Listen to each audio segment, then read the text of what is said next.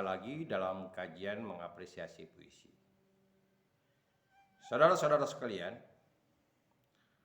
pertama-tama saya menghimbau kita semua sebagai umat yang beragama, selalu kita memulai segala pekerjaan itu dengan menyerahkan diri kepada Allah Subhanahu wa taala, Tuhan yang Maha Esa, agar kita selalu diberi limpahan rahmat dan karunia-Nya. Selalu ditunjuki jalan yang benar. Ihdinas siratal mustaqim.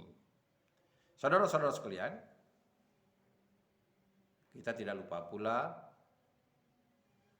mengaturkan selawat dan salam kepada Nabi besar Muhammad sallallahu alaihi wasallam. Allahumma sholli ala Muhammad wa ala ali Muhammad. Assalamualaikum ya Rasulullah.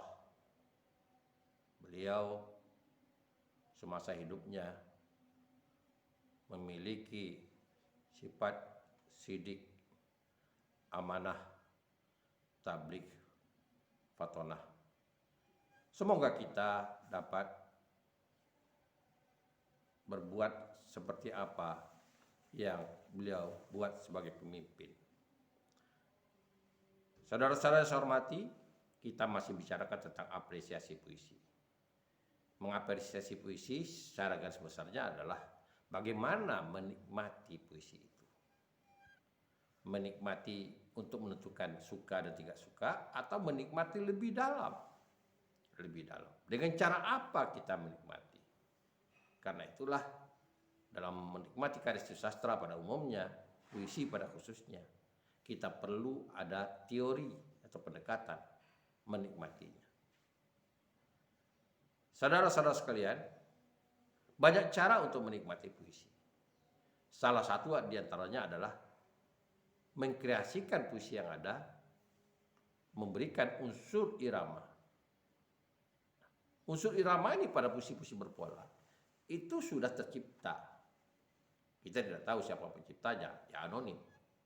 Misalnya kalau kita bicarakan tentang irama syair, ada irama syair, misalnya syair Selendang Delima yang populer sekali. Nah, kita tidak tahu siapa yang menciptakannya, tapi itu sudah ada. Seolah-olah apapun syairnya, irama Selendang Delimanya seperti itu. Terbatas sekali kreativitas kita untuk menikmati atau menghiasi puisi pada puisi-puisi berpola. Karena iramanya itu sudah ditetapkan. Orang tidak mencoba lari dari zona nyaman. Inilah penyakitnya atau kekurangannya puisi-puisi berpola. Bagi orang-orang lama, saya katakan diharamkan untuk mengubah irama itu.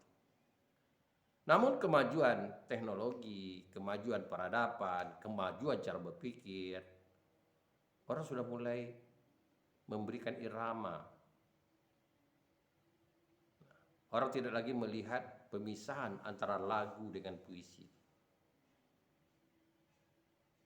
Karena bagaimana saya katakan, lagu itu ada yang berbentuk puisi, tapi ada yang kategorinya saja. Karena dari awal orang menulis lagu pada puisi-puisi tidak berpola, menggunakan baik-baik. Jadi kalau kita lihat secara fisik, lagu-lagu itu, larik-lariknya itu, dia kategorinya saja. Tinggal lagi kata-katanya apakah puitis atau tidak. Kalau kata-katanya puitis, maka layak dia, bukan hanya saja kita katakan dia itu juga puisi. Seperti yang kita jumpai pada sebagian lagu-lagu yang ditulis oleh Abid Gade, Iwan Fals. Tak dipungkiri lagi punya bahasa-bahasa atau diksi-diksi yang puitis. Saudara-saudara, kalau persoalan lagu, kita boleh dikatakan itu sudah selesai cara menikmati. Karena si penulis lagu sudah tahu dia menyajikannya, hidangannya harusnya seperti itu. Kita ingin mencoba merombak lagi, bisa jadi pas, bisa jadi tidak. Karena kita bisa melihat atau kita menonton lagu-lagu kreasi. Lagu-lagu pop dikreasikan ke dangdut. Lagu-lagu dangdut dirokkan. Lagu-lagu pop diblueskan. Lintas genre musik. Ada yang pas, ada yang tidak. Itu bentuk kreativitas. Yang jarang sekali, yang langka kita katakan, boleh dihitung dengan jari, adalah membentuk atau menciptakan lagu-lagu atau irama-irama dari puisi yang ribuan berserakan, berbentuk antologi di Nusantara ini. Baik dari penyair-penyair terkenal maupun penyair-penyair pemula atau penyair-penyair marginal. Kenapa akan terjadi sedemikian? Yang pertama sekali mungkin pemikiran seorang penulis lagu merasa takut mengusik karya puisi orang untuk diciptakan iramanya, karena ada proses hak paten. Satu. Yang kedua, ada anggapan penyair tidak mau puisinya itu dilagukan karena akan melemahkan gengsi dari puisi itu. Nah, titik temunya ini yang harus kita sajikan. Padahal kalau kita lihat tingkat apresiasi masyarakat akan lebih bangkit untuk menginterpretasikan puisi atau perhatiannya terhadap puisi itu kalau disajikan dalam bentuk lagu. Tragedi sudah terjadi. Tingkat apresiasi masyarakat itu ditinggalkan oleh para cendekiawan, seniman, sastrawan. Karena loncatan kreativitas itu jauh maju meninggalkan tingkat apresiasi masyarakat. Setelah keran puisi bebas dibukakan oleh Khairil, nah kreativitas yang liar, orang menciptakan bentuk-bentuk ragam, akhirnya masyarakat tidak terikuti. Sastrawan terus melaju, sementara masyarakat melangkah. Apa yang terjadi? Karya sastra dinikmati oleh orang-orang yang selektif. Selektif yang saya maksudkan adalah orang-orang yang betul-betul mempunyai perhatian. Misalnya para mahasiswa, para seniman yang memperhatikan, yang mendiskusikan itu. Masyarakat awam seakan-akan tidak bersentuhan dengan karya-karya puisi. Padahal hari-hari yang mereka nikmati, mengisi kekosongan mereka, mengisi kegalauan mereka, mengisi kegembiraan mereka, mereka menikmati lagu. Anehnya, lagu-lagu yang tidak mengerti pun mereka nikmati. Lagu-lagu barat berbahasa Inggris, berbahasa Korea bahkan sekarang, berbahasa Cina, berbahasa Jepang, berbahasa Arab, Hindia. Yang saya yakin tidak semua penikmat lagu-lagu itu mengerti dengan lagu-lagu itu. Tapi dia menikmati iramanya. Nah, kekurangan ini alangkah baiknya diisi oleh para kreativitas yang ada di Nusantara ini. Memadukan atau mendudukkan bersama-sama antara seniman musik dengan seniman sastrawan, cendekiawan. Jika ini bisa duduk bersama atau para seniman musik dapat meningkat kemampuan puitisasinya, maka akan kita dengar atau akan kita nikmati lagu-lagu yang puitis yang bermutu. Dan perlahan tingkat apresiasi masyarakat terhadap puisi itu akan dapat disejajarkan atau setidak-tidaknya tidak jauh jaraknya. Hal inilah yang dilakukan oleh Taufik Ismail ketika bekerjasama dengan Bimbo. Taufik Ismail bekerjasama dengan Bimbo. Puisi-puisi beliau digarap oleh Bimbo. Salah satu diantaranya adalah Sajadah Panjang. Nyatanya orang bisa menikmati dan suka dengan lagu-lagu Bimbo itu. Padahal orang tidak tahu bahwa lagu-lagu Bimbo itu adalah puisi Taufik Ismail. Dan jika Anda lihat di YouTube, beberapa penampilan Sutarji Kalsumahdi, justru dia menyajikan puisi itu dengan irama blues. Dengan memainkan kepiawaiannya, sebuah harmonika. Orang mungkin terkaget-kaget. Karena sebetulnya pada hakikatnya antara seni musik dengan seni puisi itu tidak ada jarak. Hanya ego personal saja. Apa gunanya kalau kita menulis puisi yang bagus lalu tidak bisa dinikmati oleh masyarakat?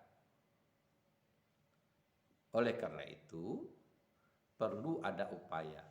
Nah, upayanya adalah memberikan musikalis di dalam puisi. Yang kita katakan musikalisasi puisi.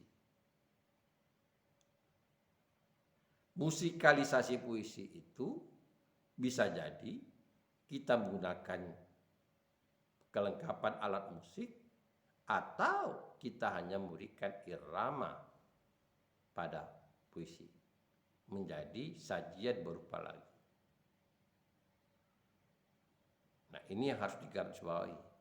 Tidak mengubah teks lagu. Teks puisi, saya ulangi lagi, tidak mengubah teks puisi. Jadi teks itu tidak satu kata, satu huruf pun diubah. Tapi hanya diberikan dalam bentuk bukan berbicara, tapi bernyanyi. Kalau selama ini kita tahu poetry reading, membaca puisi, identik pada yang dikatakan speaking, sekarang kita geser sedikit yang namanya singing poetry.